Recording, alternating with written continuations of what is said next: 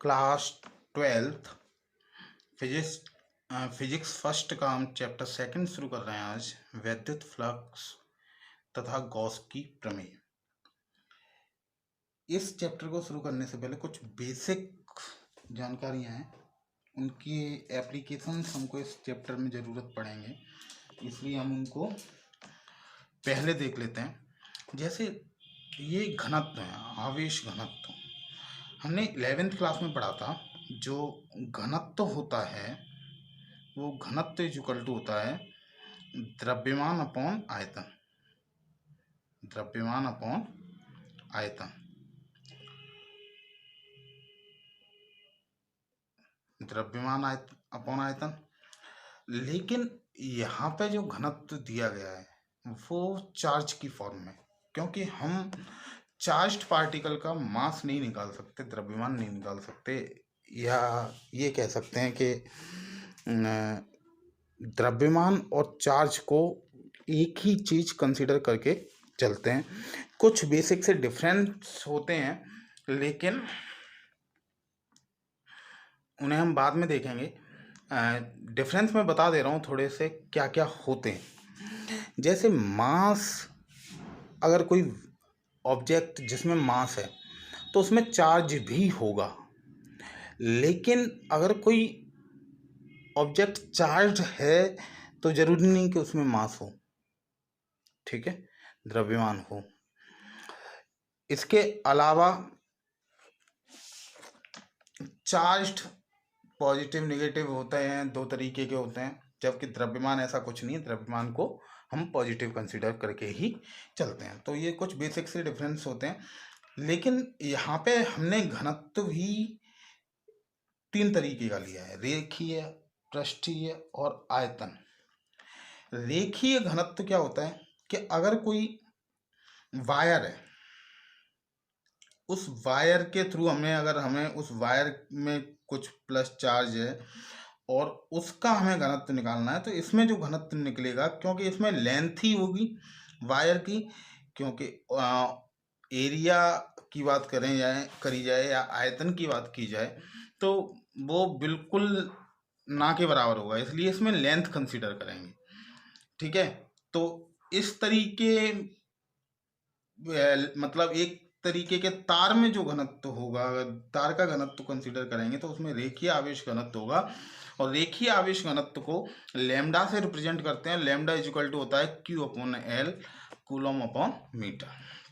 Q की unit coulomb और L की मीटर, ठीक है। सेकंड पे आते हैं पृष्ठीय आवेश घनत्व। पृष्ठीय आवेश घनत्व क्या होता है? पृष्ठीय आवेश घनत्व का मतलब हो गया, ये सिग्मा होता है किसी प्लेट, एक कोई ऐसा ऑब्जेक्ट जिसका एरिया हो, जैसे कोई प्लेट, रेक्टेंगुलर, स्क्वायर, जो भी हो, इस तरीके का अगर कोई ऑब्जेक्ट है और इसमें हमें अगर आवेश घनत्व ज्ञात करना है तो इसके लिए हम सिग्मा कंसीडर करेंगे is equal to Q upon S. S यहाँ पे इसका पृष्ठीय घनत्व है। एस पृष्ठ का एक तरीके से कह सकते हैं, एरिया मान सकते हैं, ठीक है। तो ये होगा sigma is equal to Q upon S, coulomb upon metre square. Q की यूनिट कूलम और एस मीटर स्क्वायर, इसलिए पृष्ठीय आवेश घनत्व में कूलम अपॉन मीटर स्क्वायर लेंगे, ठीक है। आयतन आवेश घनत्व की बात की जाए तो इसे रो से रिप्रेजेंट करते हैं, और क्यू अपॉन वी आप समझ ही गए होंगे कि अगर आयतन निकालना है किसी का तो एक 3D ऑब्जेक्ट होना चाहिए, कोई भी ऐसी वस्तु जिसमें लंबाई, चौड़ाई और ऊंचाई तीनों चीजें हों। अगर ऐसा कोई है, जैसे क्यूब है, क्यूबॉइड है, कोन है, इस तरीके का अगर हमें कोई ऑब्जेक्ट दिया गया है तो उसका अगर हमें आवेश घनत्व निकालना है तो rho is equal to Q upon V, coulomb upon metre cube, ठीक है। अब आते हैं अगले टॉपिक पे, क्षेत्रफल वेक्टर। क्षेत्रफल को हम वेक्टर ले सकते हैं, और इसका जो निरूपण होता है कि वो उस पृष्ठ के लंबवत तल पे होता है। मतलब अगर कोई ऑब्जेक्ट है इस तरीके का और इसका अगर हमें एरिया वेक्टर निकालना है तो हमें इसके सरफेस के ऊपर की तरफ एरो मतलब एक तरीके से ऊपर की तरफ निरूपित करना पड़ेगा इसे, ठीक है। तो इसके अविलंबवत निरूपित होता है, तो इसे हम कहते हैं एरिया वेक्टर। और वेक्टर को हम जानते हैं एकांक सदिश इंटू अदिश राशि हमारी सदिश राशि होती है। तो यहाँ पे एकांक सदिश को हमने एन कैप लिया है, एन कैप इसका एकांक सदिश है, तो A vector is equal to N cap A, यहाँ पे ए एकांक वेक्टर है, ठीक है। अब आते हैं अगले टॉपिक पे, घन कोण। घन कोण, घन कोण क्या होता है? हमने कोण पढ़ा हुआ है।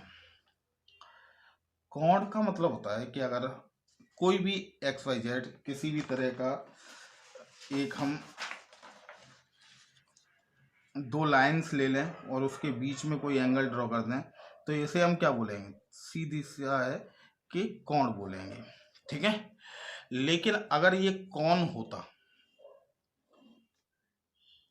आइसक्रीम कोण को एज्यूम कर लो, तो उसमें कोण कैसा होता? उसका कोण होता गोलाकार, क्योंकि ये तो 2D शेप है, ठीक है। तो यहाँ पे जो कोण होता है उसको हम बोलते हैं घन कोण। डिफरेंस समझ में आ गया, ठीक है। तो कोण और घन कोण में ये अंतर होता है। तो अगर ऐसा कोई एक पृष्ठ है तो उसका ये जो अंदर का पोर्शन है, अंदर का एंगल है, इसको घन कोण कहते हैं और इसको ओमेगा से रिप्रेजेंट करते हैं, ओमेगा से प्रदर्शित करते हैं, ठीक है। तो अगर हम इस पूरे के पूरे डायग्राम में एक छोटा सा पार्ट ले लें इसको सॉल्व करने के लिए, आर इसकी रेडियस है इस गोले की, गोला आप जानते ही हैं एक फुटबॉल नुमा शेप, अगर मैं सर्किल या वृत्त बोलता तो वो एक 2D शेप हो जाता, एक रिंग जैसा हो जाता, लेकिन ये गोला है, फुटबॉल टाइप की शेप है, ठीक है। तो ओमेगा इसका एंगल, हमने इसमें से एक छोटा सा एलिमेंट, छोटा सा अवयव ले लिया है जिसके में पृष्ठ का क्षेत्रफल डी ए है और इसका छोटा सा एंगल डी ओमेगा है। रेडियस चाहे छोटे की हो चाहे बड़े की हो वो सेम ही रहनी है, आर रहनी है, ठीक है। तो अगर कंसीडर किया जाए तो D omega is equal to D A upon R square, D A upon R square इस तरीके से रिप्रेजेंट करते हैं। घन कोण का मात्रक होता है स्टेरेडियन। 11th क्लास में हमने दो पूरक मात्रक पढ़े थे, रेडियन और स्टेरेडियन। तो कोण का मात्रक रेडियन होता है और घन कोण का स्टेरेडियन, वो स्टेरेडियन यहीं से आया था, ठीक है। तो अब स्टेरेडियन पे आते हैं। तो स्टेरेडियन ऑब्वियस है कि घन कोण की यूनिट होती है। तो अगर घन कोण निकालना है हमें, omega is equal to A upon R square, अगर हमें पूरे गोले का निकालना है तो ये हमने एक एलिमेंट का निकाला था, यहाँ पे एक एलिमेंट का निकाला था, लेकिन हमने इस जगह पे पूरे गोले का ले लिया है, तो पूरे गोले का एरिया ए माना है, तो ए अपॉन आर स्क्वायर, और गोले का जो एरिया होता है वो 4 पाई आर स्क्वायर होता है, ये हम जानते हैं। तो 4 pi R square upon R square is equal to 4 pi, ठीक है। तो इस तरीके से ओमेगा क्या आ गया हमारा 4 पाई। तो घन कोण का जो एंगल होता है वो 4 पाई होता है। अगर थीटा एंगल पे कोई कोण झुका हुआ है तो उस समय हम इसको डी ओमेगा को D A upon R square is equal D omega is equal to D A upon R square into cos theta consider करेंगे, ठीक है। इसका अगर वेक्टर रूप लिखना है तो वेक्टर रूप इस तरीके से लिख जाएगा, ठीक है। तो अगला टॉपिक है गॉसियन पृष्ठ। गॉसियन पृष्ठ एक काल्पनिक पृष्ठ होता है, हम गॉस थ्योरम पढ़ेंगे तो उसमें इसकी जरूरत पड़ती है। तो गॉस ने इस पृष्ठ को एक तरीके से डिस्क्राइब किया था, इसलिए इसको गॉसियन पृष्ठ उन्हीं के नाम पे गॉसियन पृष्ठ बोलते हैं। तो इसमें एक काल्पनिक पृष्ठ लेते हैं, किसी चार्ज को के चारों तरफ, मतलब एक तरीके से कोई फ्लक्स वगैरह अगर हमें निकालना है, फ्लक्स भी हम अभी पढ़ेंगे थोड़ी देर में, ठीक है। तो उनके लिए यूज होता है, तो ये अभी आपको समझ में आ जाएगा। तो इसका उपयोग वहाँ किया जाता है जहाँ पे कूलोम के नियम का प्रयोग नहीं हो सकता। ठीक है, कैसे करेंगे वो देखते हैं।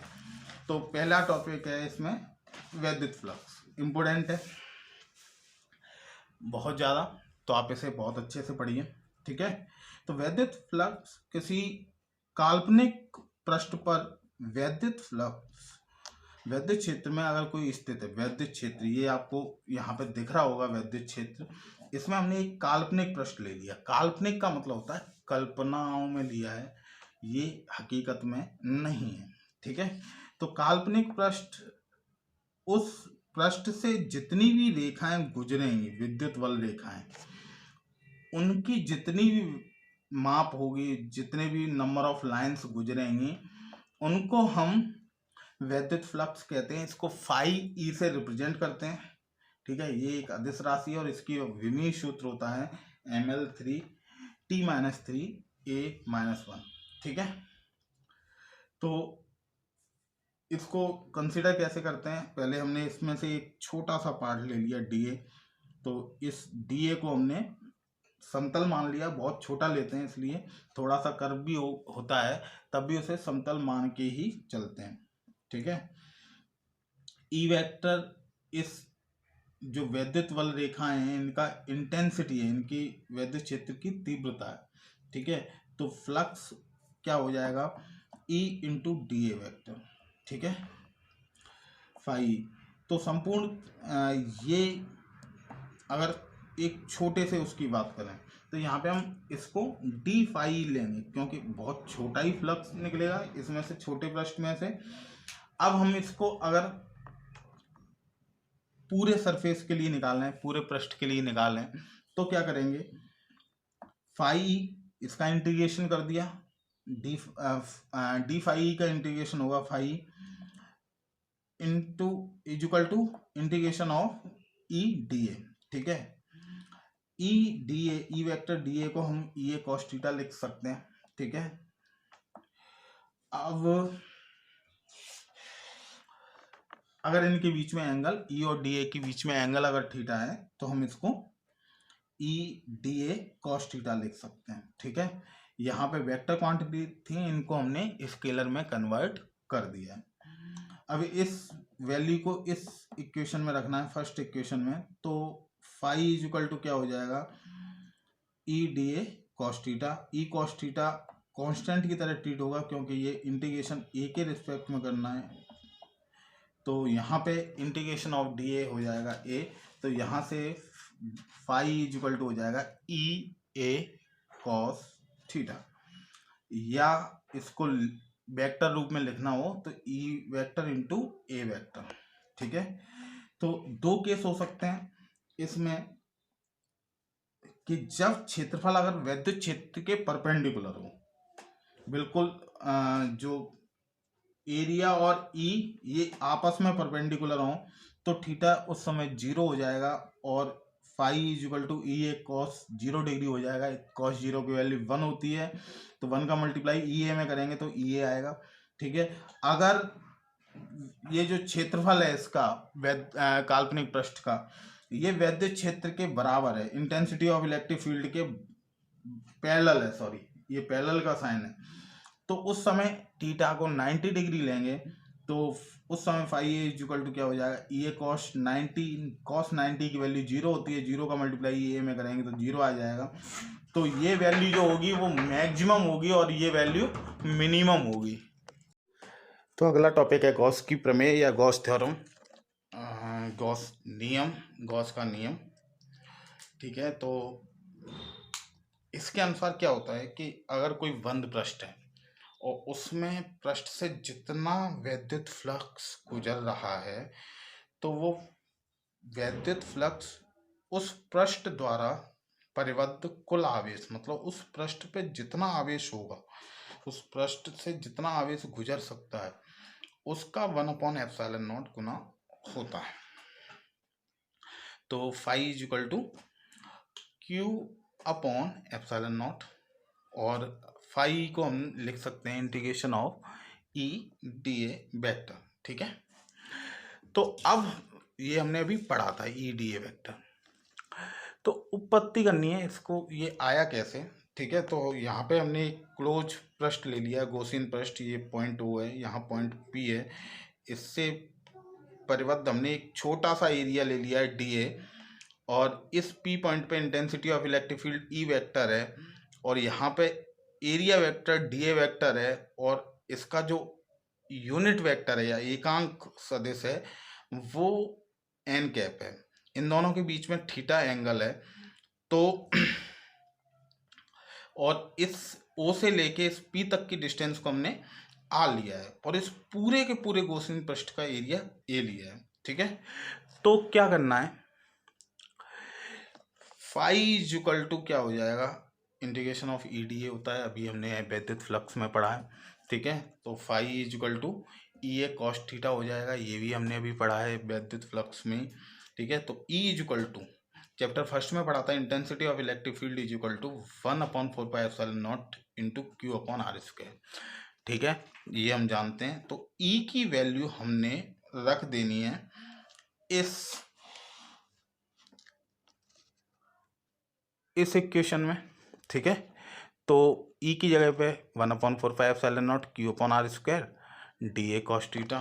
तो Q/4πε0 को इंटीग्रेशन से बाहर ले जाएंगे, कांस्टेंट की तरह ट्रीट होगा, और DA cos θ/r² को हम इंटीग्रेशन के अंदर लेंगे। तो DA cos θ/r² is equal to होता है d⍵।